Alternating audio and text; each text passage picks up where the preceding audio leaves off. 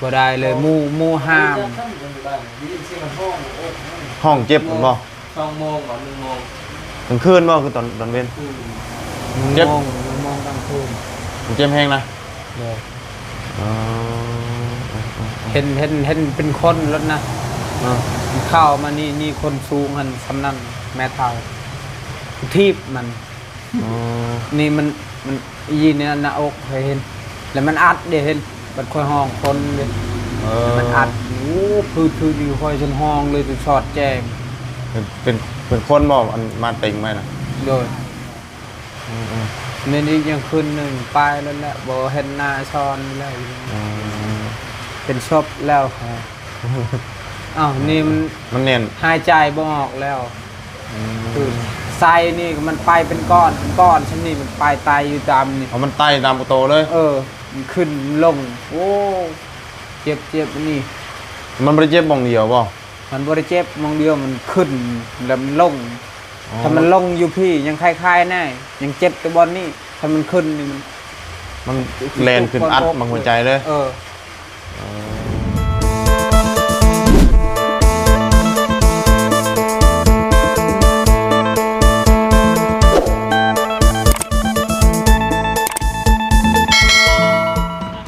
อาเนาะตอนนี้กะ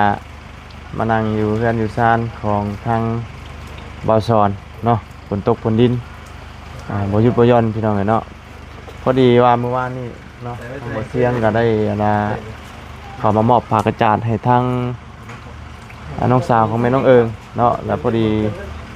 เห็นผู้คนเนาะมาเบิ่งแยงทางบอซอนเนาะเจ็บท้องว่ะเจ็บท้องแบบป่าเนี่ยขึ้นได้พี่น้องเนาะหายใจจนบ่ออกพอดีว่าบาบุญกะได้เข้ามาเบิ่งมื้อนี้เนาะแล้วก็มีทั้งแม่ฮักบาบุญเนาะโทรมาว่าแต่ว่าเป็นจังไดก็พาเราไปหาหมอเนาะแต่ว่าอันนี้ให้บาบุญเข้ามาเบิ่งก่อนเนาะสิเป็นจังไดก็เข้าไปเบิ่งนำกันพี่น้องว่าแล้วดีได้เศร้าหรือว่าใครแน่แล้วหรือบ่เนาะเฮาก็มาเบิ่งนำกันเนาะแต่ว่าใครแน่แล้วก็ดีใจนำเนาะอยากว่าเราเป็นแห้งนะพี่น้องเลยเนาะเอาสบายดีเด้อพี่น้องเราพบเจอกันกับบรรยากาศฝนตกฝนดินคือเก่าเนาะไปใช้กันยากลำบากพี่น้องเลยอีกหลายมื้ออยู่พี่น้องเลยฝนหยุดสิเช้านี่เนาะเอาจังไดก็เข้าไปเบิ่งมาสอนน้ำกันพี่น้องกันเนาะเป็นจังไดก็บ่ได้พอโดนเติบไปได้พี่น้องกันเนาะ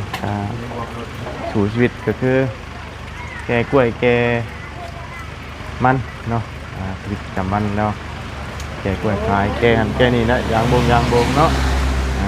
ถึงจอยพุ่นละเอาออกงานนักเนาะไปชาวพี่น้องเดี๋ยวจังไดก็เข้าไปเบิ่งก่อนเนาะถามข่าวเบิ่งทั้งกันมาเนาะเอ้ยเนาะโอ้กำลังหยินน้ำกินอยู่น้ำต้มหรือว่าน้ำยังนี่นะฮะน้ำต้มสบาย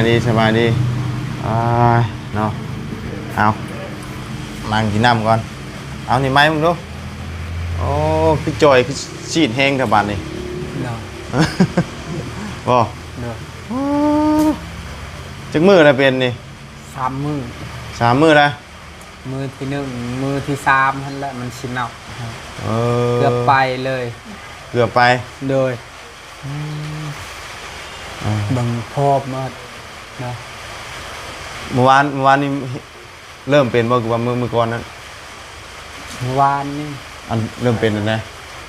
เป็นแต่มื้อซื่นนั่นแหละมื้อซื่นบ่มื้อซื่นปกติหินยังไปลิ้นมื้อซื่นเมื่อวานนี่พอเมื่อวานนี่ลุกบ่ได้เลยลุกบ่ได้เลยหมู่ห้ามห้องเจ็บบ่2 โมงก่อน1 โมงกลางคืนบ่คือตอนเว้นเจ็บ1 โมงกลางคืนเจ็บแห้งนะเห็นเป็นคนรถนะเข้ามานี่คนสูงหันสำนักแม่เฒ่าทีบมันนี่มันยีเนี่ยหน้าอกเห็นแล้วมันอัดเด้เห็นมันค่อยห้องคนเลยมันอัดโอ้คืออยู่ค่อยจนห้องเลยจนชอดแจ้งเป็น เป็นคนบ่อันมาเต็งไหมนะ โดย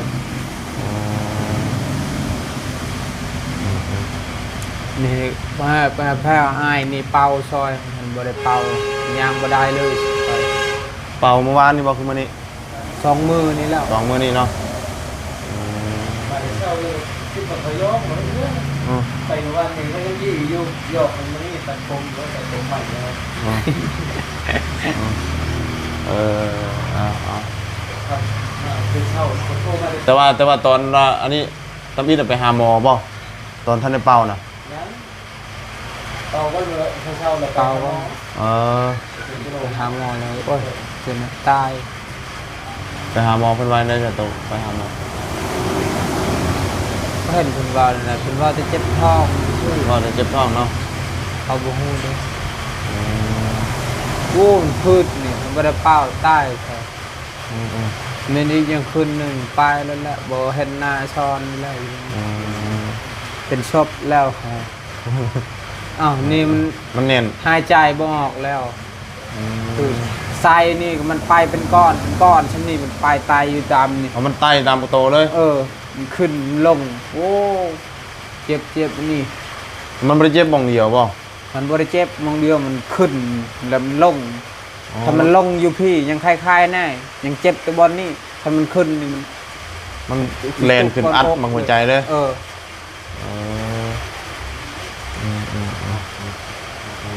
เนาะคือว่ามันเลนไปตามประตูเลยเนาะ โดยโอ้มันแล่นคือแบบเขาใช้ยังก็ใช้แนั่นในนี้นะใส่คลองแบบนั้นนะย่างไปย่างมา โดยก็คือหลังจากนั้นเรามาเป่านี่ก็ถือว่าใครแน่หายใจโล่งเนาะ โดย ตอนนั้นแน่นแห้งหลังจากเราเป่าให้แล้วก็เป็นแบบคอยคลายออกมา โดยแบบมันคล้ายๆแน่เด็มันบริย่างไปย่างมาอีกตัวเป็นก้อน โดย ก้อนมันก้อนธรรมดาแข้งมันก็แข้งเวลาเขาจับนี่เขาจะคิดเบิ่งโอ้แข้งตายแท้เขาว่า แข็งอยู่ในท้องเขาเลยนะ แข้งแบบมันโตที่มันเป็นก้อนทำนี่นะนี่ไปในหน้าท้องนี่มันขึ้นมานี่ตัวนี้มันลงมาก็คือว่าบอลอดแล้วจังหวะคืนนี้อันมัวเฮาบ่มานี่ โดย อายเฮาบ่ได้มาซอยนี่ตายเขา ตอนคืนเนาะ โดย เพราะว่าไงตอนเจ็บแห้งในห้องผู้เดียวเลย โอ้ยเป็นช็อตแจ้ง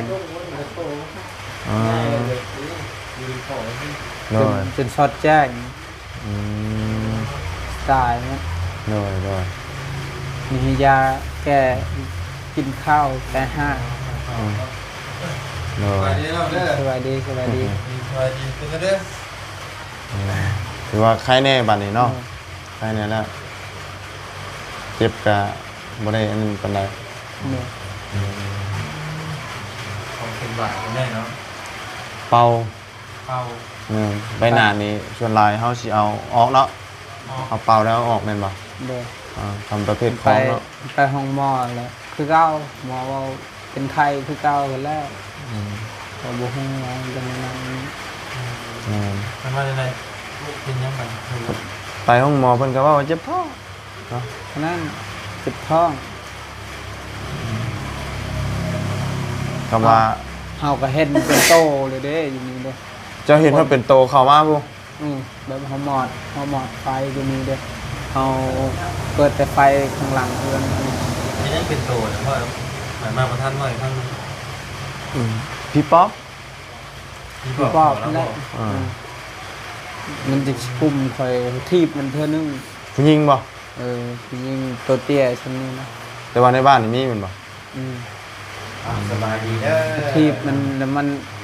แบบเฮาทีบแล้วเฮาก็ห้องมูเลย เฮาสู้บ่ได้เนาะ โดยสู้บ่ได้และเฮาก็บ่มีแฮงแน่บ่มีแฮงสิสู้มันเนี่ยเลยทีบมันแบบนี้ เนี่ยได้ ในห้องมูโอ้ลูกก็บ่ได้มันเจ็บหมดนี่เจ็บหมดเลยนี่มันเป็นก้อนมันย่างไปย่างมา ก้อนไรเป็นไรมากบอก โอ้ยเจ็บบ่เจ็บดิมันอยู่ในไส้แน่โอ้ก็จนอยากอันนั้นเกือบว่าบ่รอดเลยนะคืนนั้นมันแล้วมันไปหันนี้ เด้นี่ห้องคนเด้ เจ้าไปเห็นอย่างมากเจ้ามันคือมาหาครับ โมโหแล้วบริเฮ็ดหยังบริคิดหยังนะ เป็นมาไปเหยียบไปขวางคนมากแล้ว บ่ไปบิดหันเฮาเจ็บท้องก่อนเห็นแต่นอนซื่อๆนี่นอนแบบนี้เด้เห็นนอนพักผ่อนแบบให้มันเศร้าไว้ ยากนะ บัด บ่ไงร่างกายเฮามันอ่อนเพลียเด้แนวนี้ บัด อยู่แล้ว 1 โมง ทำแล้วเนาะ ของนี่มันแนวนี้ด้วยเนาะ บัด1 โมงเด้ เออ คนเฒ่าเด้เฒ่าทุกวัน1 โมงนั่นโอ้ พี่บอก พี่ปอบ 1 กลุ่ม โมงทัน เห็นว่าเป็นโตมาแล้วมากลุ่มเลยว่าไงร่างกายเฮานี่มันอ่อนเพลียนี่มันอยากซ้ำอยู่แล้วบ่เห็นว่าเวลาคนเฮาเวลาสิตายนะ ทำบ้านเขาเป็นมาท ทีบมันเธอนึงแล้วเฮาก็ห้องหมู่คนในบ้านนี่ได้ยินแล้วไปหาคอยเพราะว่าเราเป็นหยังเพราะว่าบ่ได้เป็นหยังเห็นมันซื่อๆเหรอทีบก็คือกันแหละบ่มีแห้งนั่นแหละคอยนี่แต่มันก็ปิ้วคือกันเนาะ ำมันผิวกัน มันปิ้วแบบมันปิ้วมันต่ำมันประตูเฮือนนะ จะเป็นได้จิกมือ 2 มื้อ 3 มื้อ เป็นจอยเนาะเป็นโบกเนาะ วานนี่แหละเกือบตายกลางคืนมันเฮ็ดจนว่าพืชกระจายนี่สิแลนเขาบ่ได้เพราะว่าโอ้ตาย แต่ว่ามันเจ็บมันบ่ได้เจ็บอยู่บนเดียวมันแล่นเนาะ โดย มันแล่นขึ้นมาจากท้องมา หัวก็เจ็บวานหัวยืนแบบนี้สิก็บ่ได้สิล้มแล้วมีแต่นอนนี่สิ นั่นนะครับ มันยามันยาให้มันเศร้าเจ็บท้อง แต่ว่าตัวท้องยังเจ็บอยู่บ่นี่ เออ ตัวเจ็บท้องยังเจ็บอยู่บ่ ยัง แต่ว่าบ่ ยังบ่เศร้าอยู่ แต่ว่าบ่ได้แห้ง คอยหากเท่าใดคืนหนึงหันหมดได้40-50เทื่อคอยอ้วกตลอดเด้อ้วกแล้วก็เจ็บท้องจากที่แน่อ้วกตลอด24 ชั่วโมงแล้วมาจนช็อตแจ้งเลยจนบ่มีแห้ง วันนี้เดี๋ยวเขาว่านั่นสิไปหาหมอบ่หรือว่าสิอันรักษาแบบเป่ากัน รักษาเขาให้กินยาหลายแนวนะอยู่เฮือนพอบักอาเจืองมันเห็นมันให้กินว่านยันเคยถึกว่านเขาให้กิน แต่ก็บ่ได้เห็นมันบ่แม่นว่านเด้เห็นอยู่เฮือนพอบักวานเขาไปกลางคืนหมดเลยเขาให้กินยายันเขาเป็นเจนั่นเห็นเป็นเจยันเขาเจ็บในกระตัวเขายันเจมันก็บ่ได้เขายอมและบัดนี้เลยเขาต้มยาให้กินอีกยาดีเจ็บท้องแต่ยังบ่ดีอยู่ท้อง แต่ว่า หากหันดีแล้วยังได้เจ็บ แต่ ท้ ว่า อง มองยังไม่ได้ไปหาเนาะ ไปหามือ ไปนี่ แบบมันสิซาวเด้แบบแล้วอายนี่มาเป่าเลยมันคายเลยสิ เรามาเป่าพอได้ยางได้เหรอแม่นไปชุกชลานี่เนาะไปชุกชลานี้ แต่ว่าก่อนหน้าที่ว่าสิไปอันชุกชลานี่คือเราเป่าว่าออกแล้วเป่าอันตัวอันมันอัดแน่นนะ หันบ่ได้เป่ามันอัดแน่นส่งสลมก็ตายแล้วบ่รอดแล้ว ลุกไปได้นาทีห้องเช็ดโอ้แต่ว่าไปชุกชลาเพิ่นบ่ได้ว่าเป็นหยังบ่ เพราะว่ามีแต่เจ็บท้องซื่อๆเท่านั้นแหละหัวก็เว้นหมดสิย่างก็บ่ได้เมื่อวานนี่ยังคล้ายๆนะข้าวก็บ่ได้กินหมด3 มื้อเลยทีมื้อนี้กินข้าวคำนึง2 คำ มันได้กินได้หลายอยู่บ่ ฮะ มันได้กินได้หลายอยู่บ่ บ่ได้หลายกินน้อยเดียวกินข้าวมันบ่แซ่บ บ่แซ่บแล้วเฮาเมื่อยเนาะเฮาหักเลย ก็คิดว่าโอ้บ่รอดแล้วคืนนี้โอ้เจ็บนี่มันว่าเฮ็ดหยังก็บ่ได้เลยนะแต่เบ็ดแบบมันมาเบิ่งเห็นแต่เบ็ดหันแต่เบ็ดเลยไปเจ็บท้องซื่อบ่เป็นหยังนะแล้วบัดเห็นมันนั่นหัวทีบมันย่างมาหาข่อยเห็น บีบคอเลย คนเฒ่าคือกันนะคือทีบมันต่ำนั่นมันสิย่างมาเด้มันคอยตาบ่ได้รับได้เจ็บท้องเด้ตาบ่ได้รับย่าง มาเป็นโตเลยเนาะ โตมันบ่แม่นโตคนแบบคือเฮาเห็นมันตามเป็นหมู่ซื่อ เป็นโง จะทีบมันทีบเพื่อเขาทีบคนนี่คือกันแหละทีบหน้าอกมันนี่มันเห็ด ถีบเลย ทีบเลยแหละมันเข้ามาแล้วเขาก็ตายเลยโอ้เขาขึ้นบลอดแล้วนี่มันวิทนั่นแล้วมันเฮ็ดแล้วแหละมันเจ็บนี่เอามาฮะ ตักที่ว่า จับแล้ว แต่ในบ้านนี่ก็ร้ายเนาะร้ายทั้งนี้ยังนี่ แม่ ยัง ห ห ลา ลาย ย เนาะ เนาะ เสีย เพราะว่า ในนี่แหละแม่คอยผู้เสีย มันก็มาหา ว่า บอกมันมาหาแต่เราซี่เลยเช้าก็ไอ้เต่าเนี่ยเป็นตัวอยู่มันมา มันเฮ็ดแท้ ทุกคนได้หลาย มันเฮ็ดแห้งเลย เยอะ ทั้งนี้ของยังหลายอยู่คือมื้อเนาะยังหลายเพราะว่าส่วนหลาย ก็มันยานคือกันผู้ที่เป็นหมอหยังยานคือกันลบหยอกประมาณ เอาก็ถือว่าใครแน่ได้เนาะ เด้อ ทางเป่ากันนั้นก็กินยานี่กันนั้น เพื่อจะได้ เขาหักษาถือทั้งนี้ก็เมียนทั้งนี้เพอเขาใครทั้งนี้เลยเขาดีทั้งนี้ทางบ้านก็รักษา แต่ แบบ บ่ นี้ มี กัน แห้งนี่แหละหมอว่าเอ้ยทำตัวเศร้าก่อนเลยจึงไปส่งสโลมิดจากมือใดมันสิเศร้ามันเศ ไอ้ ร้าเลย เช่ายังไปใส่สโลมเนาะ เราเอา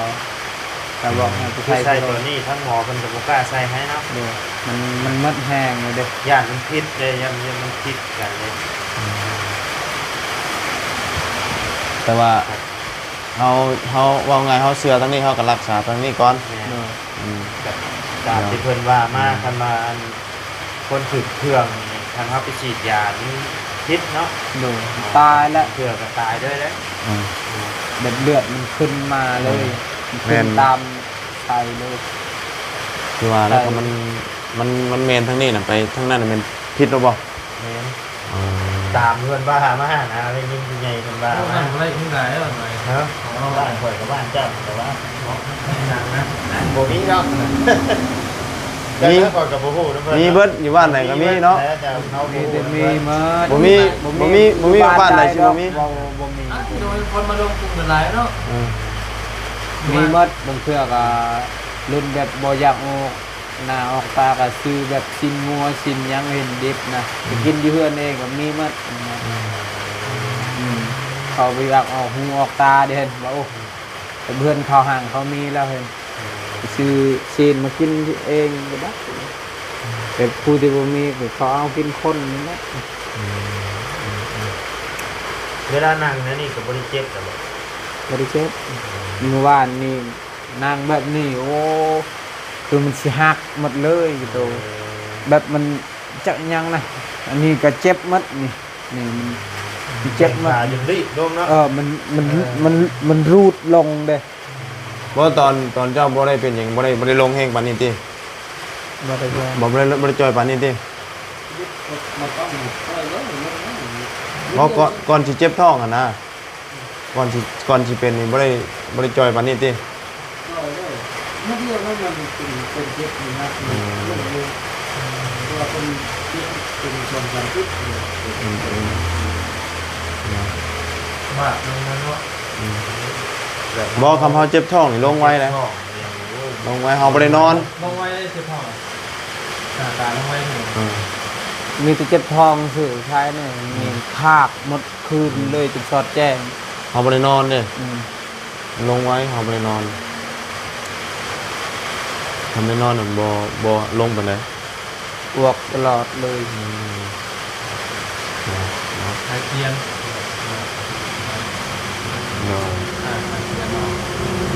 อันนี้ยาตัวนี้บ่ โดน กินและแต่ว่ารักษาเป่าเอาก่อนเป่ามื้อนึงจักเทื่อมันสองเทื่อ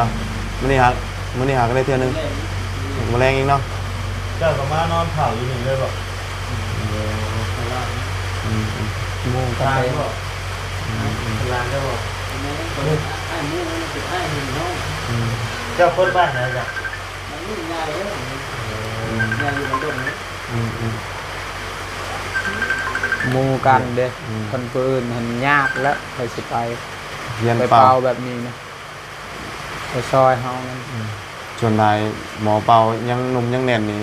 อันเพิ่นเอิ้นยัง คุณท่านบอก บ่เขียวยังคมอยู่เพิ่นว่าอืมผีเปาะผียังย่านเอา ตีนั่นแล้วมีเครื่องตายที่เก่าแล้ว เอาเฮาเฮียนใหม่ๆเด้เฮายังเขียวยังคมอยู่คำว่าหมอเป่าผู้เฒ่าแล้วนี่มันบ่ย่านแล้วเขียวปู้แล้ว มันบริตินะ เอ้าบ่ได้ยินเพิ่นเว้าเด้ เนาะบอก เนาะ เดี๋ยวนี้ก็บอกนะ เปิดหาชื่อนินจ้า อ้าวเว้าบ่เชื่อถามเบิ่งเหรอ แม่นบ่ เห็นบอก นั่นคือแบบ หมอเป่ารุ่นใหม่ได้นี่ คำว่าอันว่าเก่าๆน่ะเพิ่นเอิ้นว่ามันเขียวบ่มีคมอันนี้ไล่ในใดก็บ่ออกเขียวร้อนเขียวหยังเนี่ย เขาสบายเขายังก็กินหมัด อืม เขาหมอเปล่าเขาบ่คือเขาได้คลำทุกอย่างสบาย คือเพิ่นมาเป่านี่เจ้ากับคณะบ่น เฮานี่แหละคลำเฮาเป็นผู้เขาเป่า กินยังไงบ่ มันกินยังได้หมัดสบาย มันนี่เจ้าคลำยัง เฮาคลำแหละมันเป่าเฮา กินยังไงเนี่ยจ้ะบัง เพิ่นให้กดหยังเพิ่นบ่ให้กินหยัง มาให้กินแต่เครื่องเน่าเนาะชมก็กินได้เนาะ เพิ่นบ่ให้กินของเน่า โดย ปลาแดกนะ แดะยังนี่แหละกินบ่ได้ เดี๋ยวใครก็บ่ให้กินของเน่า นี่คันหม้อพื้นหันส้มก็กินบ่ได้ แบบยังก็กินบ่ได้นะบางเทื่อก็หม้อแบบนั้นน่ะมักเผ็ดก็กินบ่ได้ เชื่อแต่ครับ แห้งยาก แม่น เขาแบบเขาเป่าเฮาเด้โตบ่ได้ฟังจังได๋ก็ป่วยกว่านั้นอีกตัวจิต เอาเนาะดีกะเศร้าก็ดีว่าคิ บา ด ง ว่า เทื่อก็แบบหม้อนั้นเครื่องข้าวกินบ่ได้เครื่องข้าวแบบผักบ่ทันผักโบผักหยังผักเทียมกินบ่ได้คันหม้ออย่างอื่นหั่น หน่อย นี่มีแต่เฮาหั่นแหละคลำมันสิบ่ได้คลำเว้ยมัน แต่ว่าเพิ่นจะแค่ดำซอยคือกัน มันก็มีบางอย่างเนาะเฮาคลำเนาะ ยังกินหมดนะงูยังกินหมดเขาเอาเครื่องคลำหั่นมันกินก้อน คือตอนแคนก็ฮักพอจะเป่านะอันผู้เป่าก็คดำคือกันนะ นี่เป็นบางคนเห็น แบบหย่ำกระดูกอีหยังเพิ่นก็บ่ให้หย่ำนะ เจ็บ หมอเพิ่นก็เลยคลำน้ำอีก อืม ก็แรกขึ้นอยู่กับหมอเนาะแล้วแต่เพิ่นเฮียนมาแบบไหน ต่างและบางเทื่อผู้คนเขาให้คลองเลยบางเทื่อผู้เคยเฮียนที่สื่อมันคล่ำคือกัน แมวมาเป็ดไก่คล่ำบางเทื่อมันก็คล่ำนะตัวหนึ่งเฮียนมาตัวหนึ่งหันได้คลองเลยมันต่างกัน เจ้าก็เฮียนบ่จ้ะ บ่และคอย มีแต่เพิ่งโง่คอยเฮียนก็ค่อยว่าได้ยักตายแล้วนี่เกือบตายแหละ ก็มีของบ่มีอันนั้นเนี่ยมากลุ่มแล้วเนาะ โดย เดี๋ยวว่าจะว่าไอ้แบบของเฮาสู่เพิ่นบ่ได้นี่ บ่ บ่ได้บ่ โอ้มันแห้งกว่ายางอีก มันบ่แม่นคนว่า เป็นผีเนาะ เนี่ยก็ภายในละมื้อนี้เนาะ เนาะ ก็มีแต่ว่าเป่าไปเรื่อยๆก่อนเนาะ เนาะ อันนั้นเนี่ยจังไปใส่ชะโลมเอาไม่แห้งเนาะ เนาะ แต่ตัวท้องเฮาที่ว่าเริ่มไข้ในแล้ว เนาะ บ่ได้นั่นปานใดแล้ว ยังแต่เจ็บท้องนี่หักมันดีแล้ว เจ็บแบบพุ่มๆมันบ่ โดยขี้ก็บ่ได้ไล่จะขี้ตลอด เจ็บท้องแต่ว่าบ่ได้แห้งเจ็บแบบว่าพอดีนั่นในชื่อนะบัดนี้นะเจ็บท้องท้ายบัดนี้นะเนาะแต่ว่านี่บ่แม่นเจ็บท้องท้าย ทั้งเจ็บท้องถ่ายและทั้งหักนะหักตลอด ได้ยินบ่เสียงบ่มีโตยังแล่นน้ำตนน้ำโตหมุนนึกนึกไปบ่เออ แล้วมันแล่นเลย ตัวเห็นรถมันไป แบบมันขึ้นนู่นๆแล่นไปเด้อบ่ โดยแบบนั้นเลย จะยากเนาะ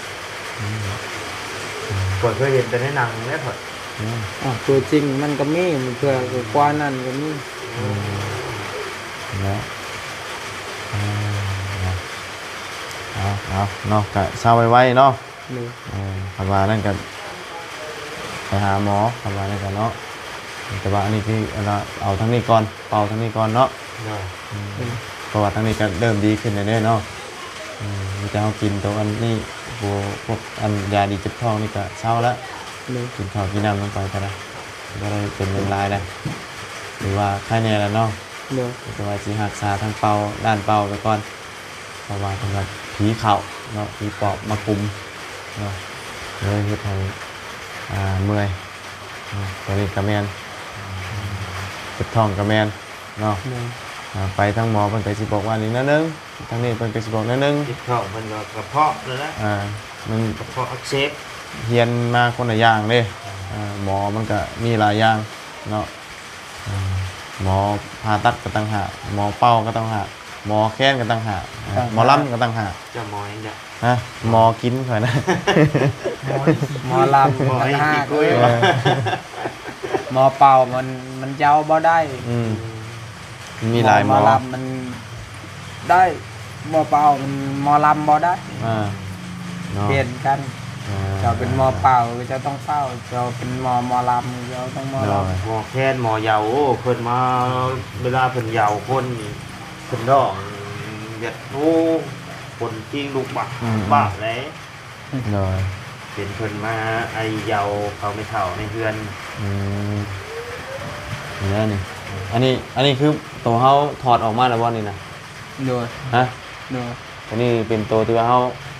เป่า ใบ ฮะ ใบหนาบอก แต่เท้าไว้แน่นอนเด้อ ไม่นานนะ เท้าไว้เนาะพี่น้องเลย จะดีแล้วบ่เป็นหยัง น้อง เนาะ ก็เลยก็ไม่อยู่ ให้ดีให้เศร้าไว้ มันจีบมันได้ซื้อขนม กับเนี่ยอ้ายก็บ่ได้ซื้อหยังมาแล้วเอาเงินนั่นแหละก็มา ได้แล้ว อะไรขาดเทียนเนาะขาดเทียนเป่าเด้อ ตัดใจละ เที ลาย นที่มันเป็นยังนะทำไมคืนนะเท้าไว้เด้อ โดย เอาล่ะ ใจละลาย แล้วบ่ได้ซื้อกินนะ เอาได้ชื่อ เท้าไว้แน่นอนเด้อ โดย ก่อนไปเรียนต่อกันเนาะ ได้จ้ะ ย้อนไปเรื่อยๆพี่น้องคุย แต่ว่า เอาหมูมี่เอา และเป็นยังเนาะ มาเยี่ยมมายามเนาะ เป็นนอก มาเบิ่งเพราะว่าทั้งเมย์เพิ่นก็บอกว่าไปเบิ่งน้องชอนแน่ว่ะเพราะว่าเห็นในคลิปว่าเสียงเมื่อวานเจ็บท้องประมาณนั้นก็พาน้องเป็นไปหา เอา หมอ เศร้าไว้เด้อต้องสอนเด้อ แต่ว่า มาเอาได้ค่ะ มื้อนี้ใครแน่แล้วก็มีแต่ว่าให้อ้ายเราเบิ่งแยงเป่าเอาเนาะแล้วก็ดีก็เศร้าเป็นยังเนาะไปจันเนาะมีแต่สิไปทางอื่นต่อนะเพิ่นเด้อเพิ่นเบิ่งกันแน่เนาะเป็นได้เป็นมาเลยไปละสบายดีล่ะเนาะโอเคไปเนาะพอกันมาให้กินอันนี้ไปน้ำนี่ยานี่เจ็บท้องไปน้ำไปสาวพี่น้องโอ้ยฝนนี่เนาะโคตรโพบ่หยุดบ่หย่อน เอาชาวพี่น้องเลยจังใดก็อยู่ดีมีแฮงเบิดสุขุสุขคนเนาะเอาก็ถือว่าไข้แน่แล้วเนาะรักษาทางเป่าเป็นว่าผีปอบเผาพี่น้องเนาะเอาก็มีแล้วพี่น้องเนาะของนั่นนี่มันหลายเนาะเอาจังใดก็อยู่ดีมีแฮงเบิดสุขุสุขคนเด้อเนาะไปแล้วพี่น้องเนาะสบายดี